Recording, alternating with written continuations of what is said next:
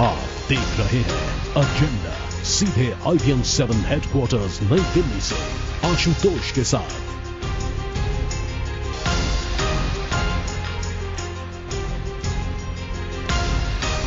नमस्कार, मैं हूं आशुतोष। एजेंडा में आपका स्वागत है और आज हम बातचीत करेंगे जिस तरीके से नरेंद्र मोदी और शोभन आश्रम के बीच में विवाद पैदा हुआ और देर शाम नरेंद्र मोदी की तरफ से एक सज्जन गए, उन्होंने बाबा से मुलाकात की और बाबा ने कहा कि उन्होंने नरेंद्र मोदी को इस मसले पर बयान देने के लिए माफी दे दी है।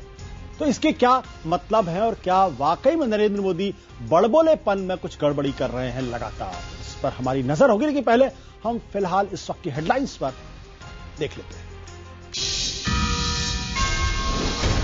बिरला का कोल ब्लॉक आवंटन में नहीं हुई गड़बड़ी, CNN से बोले मोंटेक अहलुवालिया। उद्योगपतियों और वरिष्ठ नौकरशाहों की छवि खराब होने पर जताया दुख।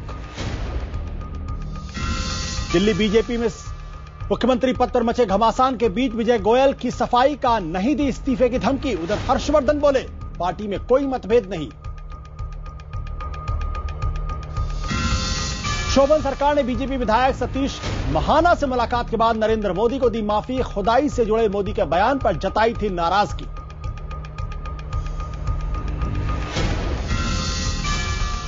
उत्तर प्रदेश होमगार्ड के बड़े अफसरों के भ्रष्टाचार का खुलासा करने वाले होमगार्ड व्हिसिल ब्लोअर की संदिग्ध मौत, नाराज साथियों ने लगाया अफसरों पर हत्या का आरोप। प्रायोजक केश किंग आयुर्वेदिक तेल, अब है प्रॉब्लम चांस ही नहीं। और एक्रो पेंट्स, रंग दे जिंदगी। जी हां, एजेंडा में आज बात करेंगे नरेंद्र मोदी बनाम खजाने वाले संत शोभन सरकार की। उन्नाव में खजाने की खुदाई की खिल्ली उड़ाने वाले नरेंद्र मोदी को शोभन सरकार की नाराजगी के आगे घुटने टेकने पड़े हैं। दरअसल शोभन सरकार ने मोदी के चेन्नई में दिए बयान के बाद एक नाराजगी भरी चिट्ठी जारी की है। चिट्ठी में बीजेपी को आड़े हाथों लेते हुए नरेंद्र मोदी के प्रचार पर हो रहे खर्च पर भी उंगली उठाई गई। इस चिट्ठी के जवाब में नरेंद्र मोदी ने एक ट्वीट कर संत शोभन सरकार की तारीफ के पुल बांधे। बाद में बीजेपी के पूर्व विधायक शोभन सरकार से मिलकर भी आए और उनका कहना है कि शोभन सरकार ने मोदी को माफ कर दिया है। लेकिन यहां सवाल इस बात को लेकर यह है कि क्या नरेंद्र मोदी जिस तरीके से बोल रहे हैं और अक्सर पिछले दिनों देखने में आया है कि वो हमेशा कुछ विवादास्पद बोल रहे हैं, जिसकी वजह से काफी दिक्कत भी खड़ी होती है और उस पर विवाद भी पैदा होता है। क्या यह जानबूझकर है या सिर्फ बड़बोलापन? इस पर करेंगे आज बातचीत।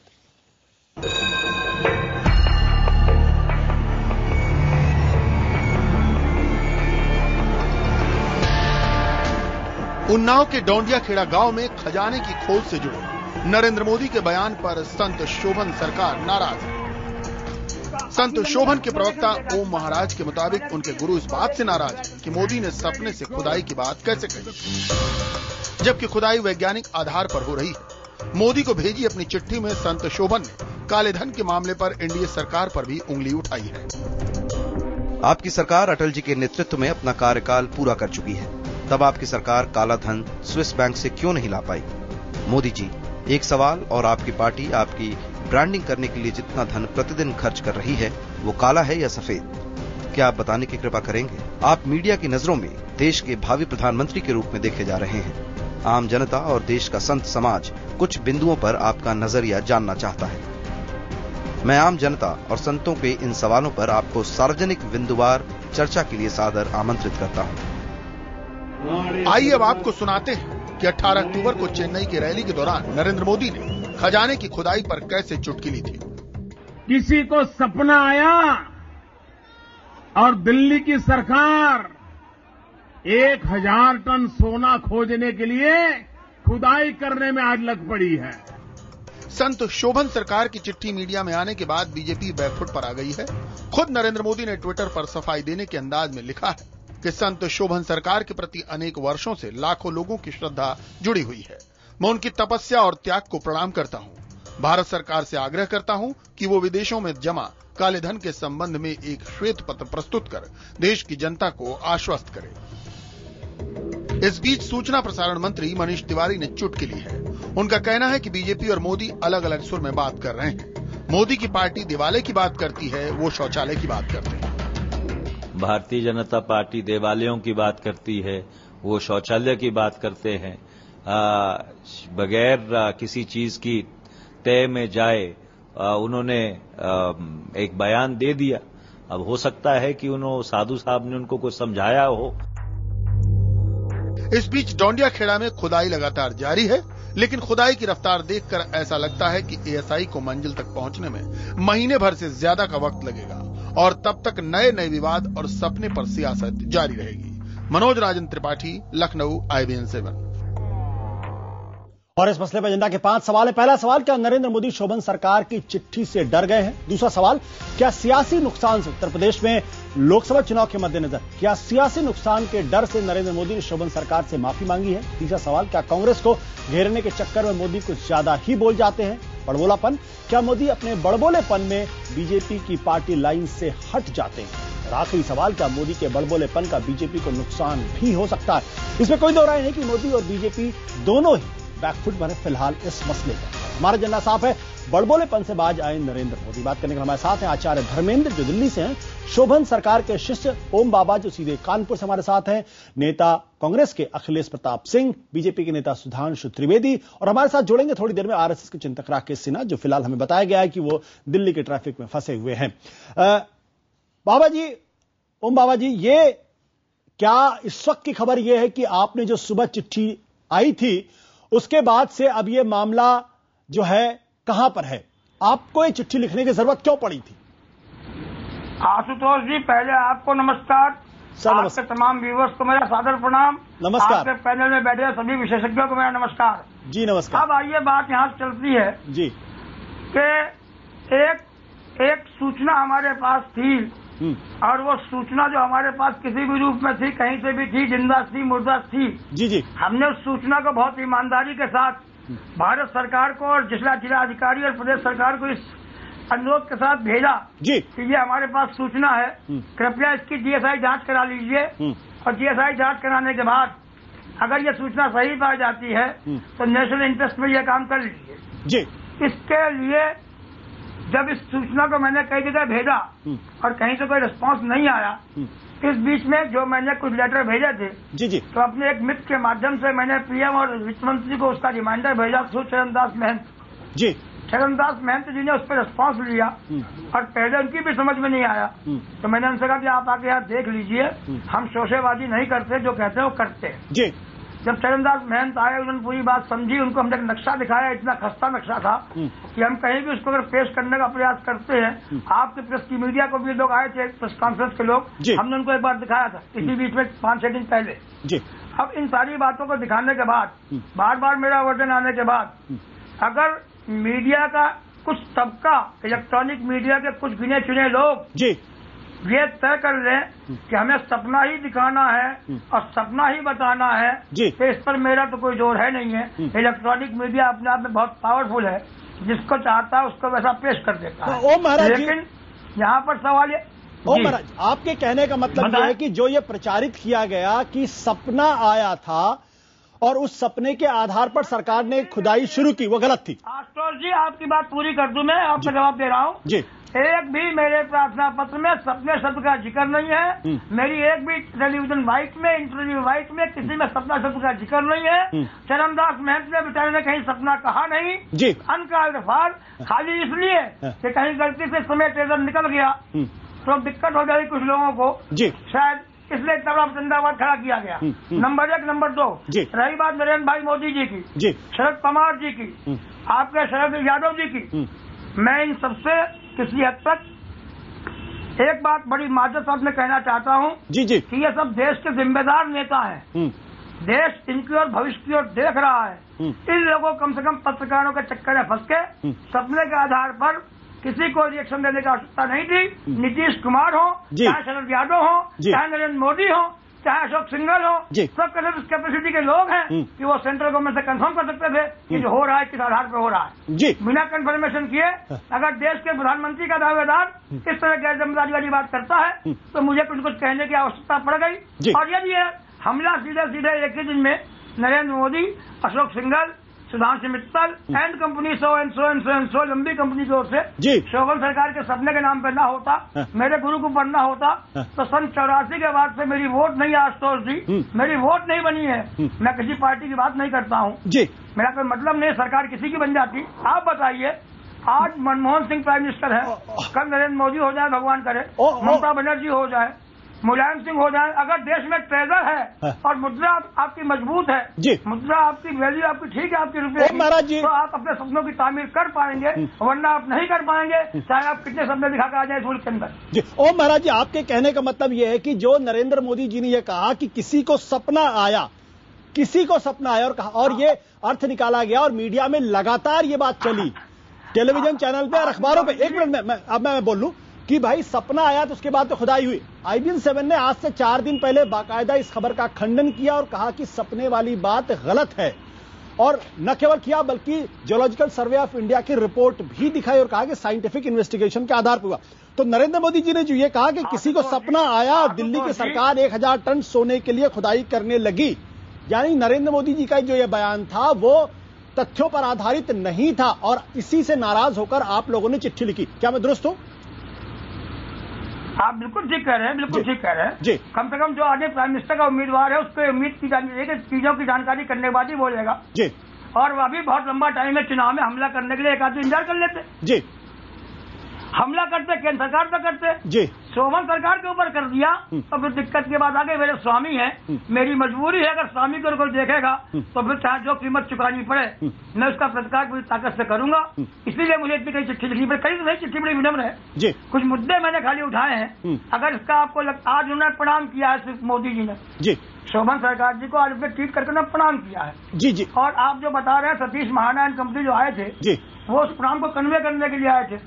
हम लोग साधु महात्मा लोग हैं, अगर कोई हमें प्रणाम करेगा या आप ही है आशुतोष जी, बड़े फॉर जेंटलमैन पर्सन है, एनी पर्सन आपसे मिलता है, आपको विश करेगा, नमस्कार करेगा, तो उसका आप उत्तर में अभिवादन को देंगे छोटा होगा तो शुभकामनाएं दे देंगे, बड़ा होगा तो उसका आप खुद प्रणाम कर लेंगे जी, ये स्थिति है, कॉमन सेंस की बातें हैं बिल्कुल। उन्होंने ट्वीट किया, प्रणाम किया, उन्होंने अपनी यही एक सुधार लिया कि एक संत मान लिया, उन्होंने प्रणाम क्यों करते वो, अब खाली अगर संत का प्रणाम कर लिया है तो हमने उनका प्रणाम स्वीकार कर लिया है जी। रही बात मेरी चिट्ठी की, वो चिट्ठी मेरी नहीं है आशुतोष जी, तो चिट्ठी क्या आपकी नहीं है? मैं आपका बड़ा फैन भी हूँ, मैं आपको मक्खन लगाने वाली बात नहीं कर रहा हूँ आशुतोष, आपको मैं बहुत जोर सुनता हूँ, आपने ही IBN 7 पर इसको करेक्ट करने का प्रयास किया, I am thankful to you also, और इसीलिए आज दिन भर मैंने किसी चैनल से बात नहीं की है, मैं खाली आपसे बात भी कर रहा हूँ जी। तो आशुतोष जी मुझे आप ये बताइए कि जो चिट्ठी मेरे मुद्दे हैं वो मुद्दे क्या मेरे हैं कि आपके ही मुद्दे हैं वो? जी जी बाबा जी, आपने आखिर में आप देश के चुनाव आप देश का चुनाव करने जा रहे हैं, अभी इनकी बात नहीं है, कल को और कोई प्राइम मिनिस्टर का उम्मीदवार सामने आएगा तो उसके लिए कुछ सवाल जरूर पूछूंगा। अब सवालों का सिलसिला शुरू हो गया, देश का नागरिक हूँ, बिल्कुल बाबा जी, साधु महात्मा तो हुई बाबा जी, मैं आपको रोकूंगा। लोगों ने काम मेरे ऊपर कमेंट करना शुरू कर दिया है तो मैं पॉलिटिकल लोगों को पॉलिटिक्स करना सिखा जरूर दूंगा। चलिए बाबा जी, मैं आपको बीच में थोड़ा विराम दे रहा हूँ। सुधांशु त्रिवेदी जी, जो बात बाबा जी ने कही है कि भाई गैर जिम्मेदाराना बात नरेंद्र मोदी जी की तरफ से हुई है, यानी बिना तथ्यों को जाने, बिना तथ्यों की पड़ताल के, और एक ऐसा व्यक्ति जो प्रधानमंत्री पद का दावेदार है और जिसकी लोकप्रियता है, क्या नरेंद्र मोदी जी से गलती हुई? देखिए, ये जो पूरा घटनाक्रम है इसके 3 पक्ष हैं। पहला पक्ष है ASI के द्वारा किया गया सर्वे, दूसरा पक्ष है एक सोने की खोज, और तीसरा पक्ष है संत शोभन सरकार जी का उसके साथ संबंध जी। मैं तीनों का बिंदुवार उत्तर दूंगा। पहली बात आर्कियोलॉजिकल सर्वे की बात आती है, ये बताइए पिछले 9.5 साल तो छोड़िए, पिछले 66 साल में कितने गंभीर आर्कियोलॉजिकल सर्वे करवाए हैं इस सरकार ने? जहां तक मेरी जानकारी है 1920 में जो हड़प्पा सिविलाइजेशन का हुआ था बड़ा एक्सकेवेशन, उसके बाद अगर कोई बड़ा एक्सकेवेशन हुआ तो 2003 में जब एनडीए की सरकार थी जिसने कि राम जन्मभूमि के नीचे मंदिर का प्रमाण मिला और द्वारका के पास भी खुदाई हुई थी जिसमें कि 4200 साल पुरानी कार्बन डेटिंग की चीज मिली थी। तो पहली बात तो ये गवर्नमेंट की सीरियसनेस पर प्रश्न चिन्ह था। अब दूसरी बात आती है गोल्ड की बात। आज सरकार ने जिस प्रकार का भ्रष्टाचार और जिस प्रकार की आर्थिक समस्या देश के सामने उत्पन्न कर दी है, तो नरेंद्र मोदी जी जब बोल रहे थे तो उनका लक्ष्य सरकार की उस अक्षमता और आर्थिक प्रबंधन की तरफ लक्षित था जी, उसकी तरफ टारगेटेड था। मगर यदि किसी कारणवश ऐसा आभास गया, या जैसा कि अभी आदरणीय ओम महाराज जी ने भी बताया कि मीडिया के माध्यम से इस प्रकार का प्रचार हो गया कि वह किसी संत समुदाय, संत शोभन जी के अगेंस्ट में गया है, तो उन्होंने उसके विषय में अपना स्पष्टीकरण दे दिया। जो स्पष्टीकरण दिया है वह भारतीय जनता पार्टी की स्पष्ट मानता है कि हम सभी संत समुदाय का, सभी धर्म गुरुओं का पूरा आदर और सम्मान करते हैं। और यह यूपीए की सरकार जिसने कि संत समुदाय के बारे में और विशेषकर हिंदू संत समुदायों के बारे में जिस प्रकार का आचरण किया है, भगवान राम को काल्पनिक बनाने से लेकर आज तक, उसके कंट्रास्ट में लोग ये बात कहें तो ये बहुत शोभा नहीं देती। सुधांशु जी, वो एक अलग मसला है। जी ने भी एक मिनट, यूपीए सरकार क्या बात कही, सुधांशु जी, यूपीए सरकार क्या बात करती है, क्या नहीं कहती है? सुधांशु जी, मैं उसी पे आ रहा हूं। यूपीए सरकार क्या कहती, क्या नहीं कहती, ये हमारा विषय भी नहीं है और ना ही IBN 7 उसके बारे में आज चर्चा करा। मेरा सवाल इतना सा है, जो नरेंद्र मोदी जी ने चेन्नई में कहा, किसी को सपना आया, किसी को सपना आया, जबकि अच्छी तरीके से पता था शोभन सरकार जी का उत्तर प्रदेश में, पूरे देश में बड़ी मान्यता है। किसी को, क्या यह अपमानजनक शब्द का इस्तेमाल नहीं था? किसी को सपना आया, कंटेम्पचुअस, दिल्ली की सरकार 1000 टन खुदाई पे लग गई, क्या यह उद्बोधन का यह तरीका सही था? और बिना तथ्यों को जाने क्या यह बात कहना सही था, उचित था? देखिए आशुतोष जी, अभी आपने कहा और स्वयं ओम महाराज जी ने भी यह बात कही कि प्रचार ये हुआ कि स्वप्न आया, जबकि स्वप्न की बात वो स्वयं कह रहे हैं कि ऐसी कहीं नहीं लिखी हुई थी। उन्होंने एक सुझाव या अनुमान दिया जो कि पहले प्राथमिक जांच में सही पाया गया। अब इसीलिए मैं कह रहा हूं, जब उसको लाक्षणिक आधार पर मोदी जी ने बोला और यदि उसका ऐसा कोई आभास गया, उन्होंने स्पष्ट कर दिया, विषय समाप्त हो गया। उसमें यदि अपमान का कोई भाव होता तो वह ट्वीट क्यों करते? चलिए, जब ट्वीट कर दिया है तो वह विषय समाप्त हो गया।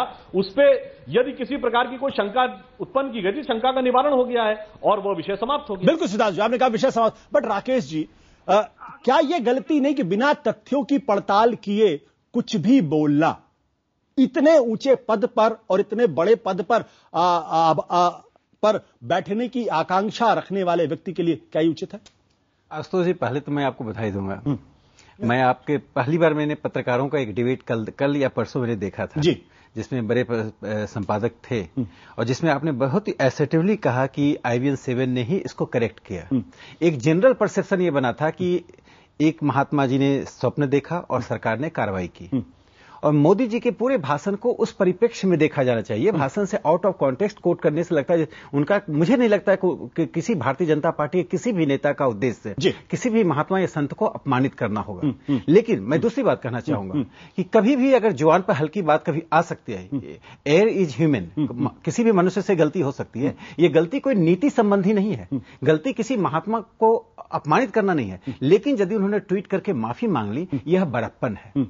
यदि यही बड़प्पन जो विपक्ष के लोग आज महात्मा जी के प्रति दिखा रहे हैं, मैं तो कहता हूं कि पहली बार कांग्रेस सरकार ने महात्मा के महत्व को समझा। इस देश में ये परंपरा रही है, इसी महत्व को समझते हुए राम जन्मभूमि मंदिर का रास्ता प्रशस्त कर दे सरकार। इसलिए मुझे लगता है कि मोदी जी के इसको व्यापक परिप्रेक्ष्य में देखिए कि इस देश में साधु संत का मामला था, इसलिए फॉरेन करेक्ट कर लिया अपनी बात। अब जैसे अब मैं आपको थोड़ा सा उदाहरण दे दूं, देवालय के पहले शौचालय बनना, उस पर भी बहुत विवाद पैदा हुआ। उसके पहले यह हुआ कि चीन में 20% GDP का जो इस्तेमाल है वो शिक्षा के लिए होता है, हकीकत में 3.62 था। तो ये मेरा ये कहना है कि क्या ये शब्द महज निकल जाते हैं, सिर्फ कांग्रेस को कटघरे में खड़ा करना इसलिए होता है, ये जबान फिसल जाती है क्या? ये देखिए, मैं कांग्रेस को इसमें कटघरे में खड़ा नहीं करता हूं। कांग्रेस क्या गलती करती है, किसको हत्यारा कहती है, किसको मौत का सौदागर कहती है, ये महत्वपूर्ण विषय नहीं है। महत्वपूर्ण विषय जरूर है कि भारतीय जनता पार्टी के यदि नेता बोलें तो उनकी अपनी शोध की टीम मजबूत हो, उनका बैकअप टीम मजबूत हो। चूंकि अब आप भारत की जनता में एक दूसरे रूप में देखे जाते हैं, तो मुझे लगता है कि सतही बातों से किसी को भी बचना चाहिए। और मुझे लगता है कि मोदी जी के भाषण में कभी सतही बातें आती नहीं, उन पर इतना आक्रमण हुआ। देखिए, एक बात, मोदी जी की मानसिकता को देखिए, उन पर जितना आक्रमण हुआ, उस आक्रमण का जवाब उन्होंने 0.01% में भी आक्रमण का जवाब नहीं दिया। इसी सोनिया गांधी ने उनको मौत का सौदागर कहा था। बताइए, किसी राजनेता के प्रति मौत का सौदागर का उपयोग करना, एक यूपीए के चेयरमैन, एक नेशनल एडवाइजरी काउंसिल के चेयरमैन के द्वारा होना, जिस महिला को विदेशी होने के बावजूद भी भारत में एक स्वीकृति मिली है और आपने उसका दुरुपयोग किया। इसलिए मैं कहता हूं कि मोदी जी ने कभी उस परिप्रेक्ष्य में आक्रमण ऐसे निकलना नहीं चाहिए ना, ये तो आप भी मानेंगे। ये तो आपने कहा कि शोध करना चाहिए, मैं तो इससे आगे जाऊंगा कि इस देश में राजनीतिक विमर्श को उस अटल बिहारी वाजपेयी और नेहरू युग में ले जाया जाना चाहिए, जहां विरोध हो, आपसी रंजिश हो, लेकिन भाषा पर और भावना पर और भंगिमा पर एक संयम होना चाहिए। आचार्य धर्मेंद्र जी इस वक्त हमारे साथ। आचार्य धर्मेंद्र जी, आपको क्या लगा कि ये जो नरेंद्र मोदी जी के मुंह से निकला, क्या आपको लगा कि वो किसी उत्तेजना में थे, जोश में थे, या एक सरकार विशेष को कटघरे में खड़ा करना था, इसलिए उन्होंने ये शब्द कहे? सबसे पहली बात तो यह है कि संत शोभन सरकार कोई ऐरे गहरे व्यक्ति नहीं है जी। उनका बड़ा सम्मान है, उनके पास विजन है, उनके पास दृष्टि है, और उनको यदि सपना भी आ गया तो वो मुंगेरी लाल का हसीन सपना नहीं था, और उन्होंने अपने हित में नहीं देखा उसको। अगर सपना देखा तो सपना नहीं देखा जी, परंतु वो राष्ट्र को समर्पित करना चाहते उस संपत्ति को। अगर कोई खजाना गड़ा हुआ है और उस खजाने को खोदा जाए तो उसमें किसी को क्या दिक्कत?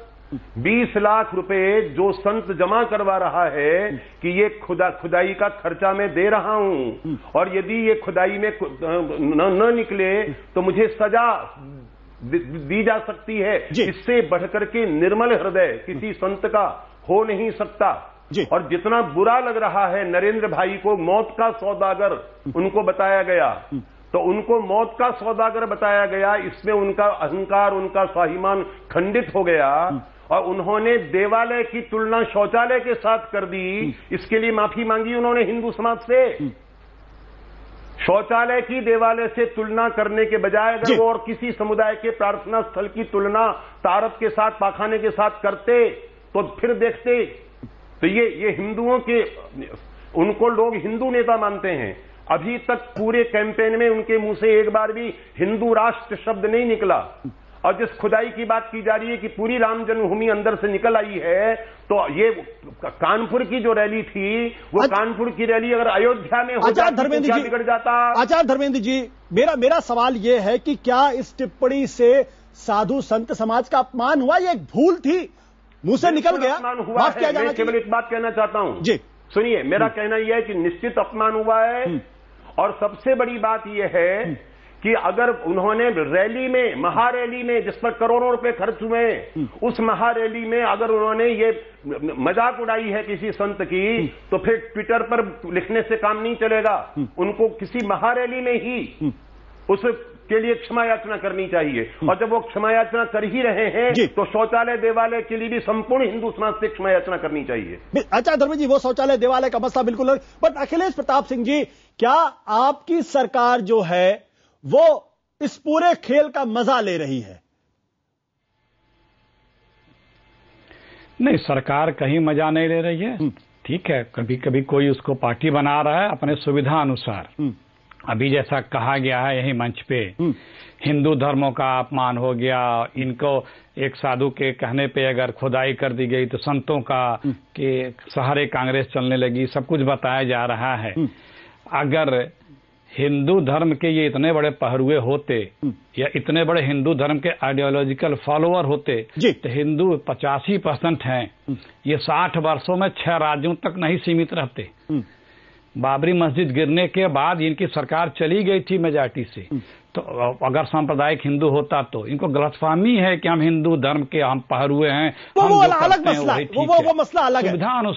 सुविधा अनुसार आशुतोष जी, ये आरएसएस के लोग अपने ऊपर और दूसरों के ऊपर कटाक्ष करते हैं। जो एक संत के ऊपर वाणी का प्रयोग किया गया वो उपहास वाली भाषा थी और उसके साथ साथ अपमान बोधक शब्द था वो। क्यों? क्योंकि उससे कहने पे, उस भाषा को प्रयोग करने पे किसी पे हमला किया जा रहा था, केंद्र की सरकार पे, प्रधानमंत्री पे, और दोनों का उपहास करते हुए उसको सहारा लिया। क्यों लिया? क्योंकि उन्हें लगा, आपको लगा कि ये करके हम गेनर हो सकते हैं। ऐसे ऐसे देखिए, सज्जन पुरुष या ज्ञानी पुरुष की किसी भी व्यक्ति की सबसे बड़ी पहचान होती है कि वो है क्या, कितनी डेप्थ, कितनी जानकारी है। जब वो मुंह खोलता है, सुन ले, जब वो मुंह खोलता है उसके बाद यथार्थ सामने आ जाता है। कि उसमें क्या है, वो किस लेवल का है, क्या सोच है, क्या दर्शन है। जब वो बोलता है, अच्छा है मोदी जी बोल रहे हैं, कभी गांव की औरतों की बात करते हैं, कभी प्रधानमंत्री की टोपी उछालते हैं, कभी पाकिस्तानी मीडिया से चलते हैं, कभी आपने 3-4 गिना ही दिया, कभी तो वो दिख रहा है। चलिए अखिलेश जी, क्या सोच है, जो आप कह रहे क्या सोच है वो दिख रहा है। बट सुधांशु जी, आज दिन में आपकी पार्टी के कुछ नेताओं ने यह कहा कि ये चिट्ठी जो शोभन सरकार जी की तरफ से लिखी गई, दरअसल ये चिट्ठी कांग्रेस वालों ने लिखवाई है। आज शाम को आपकी भाषा अलग है। देखिए, अभी जो अखिलेश जी ने बोला, मैं उसका भी एक उत्तर देना चाहता हूं। इन्होंने कहा कि साहब हम अगर बड़े हिंदुत्व और धर्म की बात करते हैं, राम के इतने बड़े समर्थक थे, तो मैं एक बात कहना चाहूंगा, हम कभी इतने भी नहीं थे कि इनकी सरकार ने सुप्रीम कोर्ट में हलफनामा देके कहा था कि राम काल्पनिक हैं। अरे ये काम तो अंग्रेज और औरंगजेब की सरकार ने हिम्मत नहीं की थी, और उसके बाद आज तक इन्होंने खेद व्यक्त नहीं किया। हमारे विरोध के बाद वो विड्रॉ कर लिया था, इसलिए ये उस विषय पे न बोले। दूसरी बात इन्होंने कही कि साहब यदि भाजपा इतनी ही पॉपुलर थी हिंदू समाज की बात, तो पहली बात तो मैं स्पष्ट करना चाहता हूं कि हम किसी धर्म की राजनीति नहीं करते हैं। दूसरी बात, यदि इस तरह की बात कहें तो उस डिबेट में ना जाए तो बेहतर होगा। भाई जब कांग्रेस स्वतंत्रता का आंदोलन लड़ रही थी तो 1937 के असेंबली इलेक्शन में राज्य जीते थे। सुधांशु जी, छोड़िए, उस विषय पर ना जाएं तो बेहतर रहेगा। बट अब हम इस विषय पे आते हैं। हमारा सिर्फ यह कहना है, जो मैंने एक लाइन में स्पष्ट किया, भारतीय जनता पार्टी का स्पष्ट मत है कि हम किसी भी संत का अपमान करना, प्रत्यक्ष या परोक्ष, अथवा उस पर कटाक्ष करने का हमारा कोई लक्ष्य नहीं है। यदि किसी भी कारणवश ऐसी कोई बात उत्पन्न हुई तो वह उसका स्पष्टीकरण हो चुका है। हम सभी संत समाज के सुधांशु जी, आपने अपनी बात रखी, बट आज दिन में बीजेपी के नेताओं ने कहा कि ये चिट्ठी कांग्रेस के द्वारा लिखवाई गई है। शाम को, यदि ऐसा देर शाम को आपकी बोली में बदलाव आया है। देखिए, यदि वो ऐसा आरोप लगा रहे हैं तो वो कितना अपमानजनक बात संत शोभन सरकार जी के लिए कर रहे हैं। नहीं, कि क्या उनसे कोई पॉलिटिकल पार्टी लिखवा सकती है? नहीं, बीजेपी के नेताओं ने कहा यह बात। महाराज जी से पूछिए। सुधांशु जी, बीजेपी के नेताओं ने यह बात कही कि संत शोभन सरकार से चिट्ठी कांग्रेस के नेताओं ने लिखवाई। देखिए, बीजेपी के किस नेता ने यह बात कही, मेरी संज्ञान में ऐसी कोई बात नहीं। मैं जो बात स्पष्ट कह चुका हूं कि चिट्ठी लिखवाने वाली बात जो है, या इस पर लेकर जो सियासत और नेताओं के बाबा के प्रति जो आकर्षण की बात है, वह कांग्रेस सरकार में कतिपय अवस्थाओं में ही दिखाई पड़ता है। सामान्यतः वह सम्मान नहीं दिखता है, इस तरह की अवस्था में दिखता है। बट देर शाम आपकी भाषा बदली है, और जब असेसमेंट हुआ उसके बाद लगा कि नहीं ये तो गड़बड़ हो जाएगा, इसलिए बीजेपी की भाषा बदली। अन्यथा सच्चाई है कि दिन में कुछ और बोला गया, हमले किए गए और कहा गया कि चिट्ठी जो है वो कांग्रेस के कहने पर लिखवाई गई है। ओम बाबा जी, क्या ये सच है? मोदी जी का ट्वीट तो सवेरे आ चुका था, तो मुझे नहीं लगता कि भाषा शाम को बदली है। नहीं, शाम को भाषा में बदलाव हुआ ही नहीं, शाम को बदली। ओम बाबा जी, क्या आप लोगों ने कांग्रेस के कहने पे चिट्ठी लिखी थी क्या? ओम महाराज जी। आशुतोष भाई, मुझे 2 मिनट टाइम चाहिए, बहुत देर से इंतजार कर रहा हूँ। जी। पहली बात तो एक बात स्पष्ट कर देना चाहता हूँ कि जब मोदी ने ट्वीट कर दिया प्रणाम का, और उसको हमने स्वीकार कर लिया, तो हमसे महाराज जी ने कमिटमेंट किया था, मैं कुछ कहना नहीं चाहता था। लेकिन जब बात चली गई है तो ये पूछना चाहता हूँ बहुत ईमानदारी के साथ कि चेन्नई में जब मोदी जी ने भाषण की शुरुआत की थी, तो क्या उनसे किसी पत्रकार ने पूछा तो सपने वाली बात? जब भाषण की शुरुआत भूमिका बनाने के लिए उन्होंने की, किस बात की? अगर उन्होंने भूमिका बना की थी तो उनका छोटा समझा भाषण था।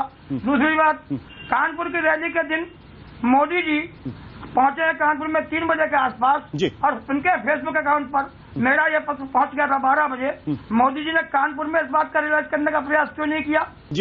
मोदी जी ने जब अपने लोकल लीडर से पूछा होगा, स्टेट के लोगों से, चाहे वो लक्ष्मीकांत वाजपेयी हो, और मैंने कोट किया था कि नंद गोपाल दास से पूछ लीजिए मान जी से क्या हाल है, उनका क्या विचार है। उनसे बात करने के बाद जब मोदी जी को मालूम हुआ कि मामला गड़बड़ हो गया है, तो डैमेज कंट्रोल के तहत मोदी जी अपने पूरी ट्वीट कर दिया। उन्होंने ट्वीट किया, शोभन सरकार की श्रद्धा को, उनकी तपस्या को, उनके प्रति लोगों की आस्था को उन्होंने प्रणाम किया है। हम उनके सद्भावनाओं का सम्मान करते हैं। उनके प्रणाम के प्रति अपना प्रणाम हाथ जोड़कर सभी दर्शकों के सामने, आपके पहले के सामने, चैनल सामने, हम शोभन सरकार की ओर से और अपनी ओर से उनको एक बार प्रणाम करते हैं। लेकिन अब बात यहाँ इस बात की नहीं रह गई बात कि बात क्या हुई, प्रणाम हुआ कि नहीं हुआ, अपमान हुआ कि नहीं हुआ, ये बेकार की बातें हैं। जब एक बात चली गई, और अब ये भी कह रहे हैं कुछ लोग बीजेपी के कि चिट्ठी कांग्रेस के नेताओं ने लिखवाई है, तो मेरे पास चले आइए, 1 घंटे में 50 चिट्ठी बैठे बैठे जितनी चाहिए इतनी लिखवा लीजिए मुझसे। मैं किसी से गाइड नहीं हुआ करता आज तक जिंदगी में, आज तक कभी किसी से गाइड नहीं हुआ। अगर कोई कांग्रेस का नेता इस तरह की बदजुबानी करके दिखा दे मुझे, तो 2.5 घंटे के बाद कबर न खोल दूं उसकी, तो नाम मेरा बदल दीजिएगा। लेकिन जब मुझे समझ में आ गया कि हर बात के पीछे सपने की बाइक मीडिया के एक वर्ग की उबर्स थी, तो फिर चाहे शरद पवार हो, चाहे नीतीश कुमार हो, चाहे शरद यादव है, मैं इनको इतना दोषी नहीं मानता हूँ। मीडिया को जरूर दोषी मानता हूँ जिसने कभी मेरा पक्ष साबित सामने नहीं रखा, हमेशा सपने की अपनी बात चलाई। दूसरी बात, मैं एक बात पूछना चाहता हूँ आशुतोष जी कि बार बार मैं ये निवेदन कर रहा हूँ कि ये ट्रेजर निकलेगा, ये ट्रेजर है। आपने ASI की खुदाई के मामले में कर दिया, ठीक है, अच्छी बात है। आर्कियोलॉजिकल माउंट निकला, वहाँ DSI का सर्वे हुआ, उसमें सोना चांदी होने की पुष्टि हुई, और यदि आपका एक शिष्य है संजय शर्मा आज तक वाला, उससे आप कांटेक्ट कर सके, तो उसके पास 1962 की DSI की एक रिपोर्ट है जिसने कंफर्म कर दिया है इसमें ट्रेजर है। 1962 की रिपोर्ट सर वो 1962 की रिपोर्ट है। बाबा जी, इन सब रिपोर्टों से बातें मिलने के बाद जी बाबा जी, अगर ASI ने खुदाई करने का निर्णय लिया है, आपने जो बात कही, बातें होने के बाद आपने जो बात की वो बात मेरी समझ में आ गई। बट लेकिन जिस तरीके सुधांशु त्रिवेदी जी एक बार फिर जो सवाल ओम बाबा जी उठा रहे हैं उसका जवाब आप दें तो बेहतर होगा कि भाई कानपुर में रैली की थी तब उन्होंने जवाब नहीं दिया, जब उन्होंने असेसमेंट किया कि भाई गड़बड़ हो जाएगा तब डैमेज कंट्रोल के तहत ट्वीट सामने आया, और तब आपके एक नेता उनके पास पहुंचे हैं। यानी पॉलिटिकल कंसिडरेशन की वजह से, इलेक्टोरल कंसिडरेशन के बाद ये हुआ। ये आत्मचिंतन नहीं है, ये पश्चाताप नहीं है, बल्कि सोची समझी राजनीतिक रणनीति के तहत असेसमेंट के बाद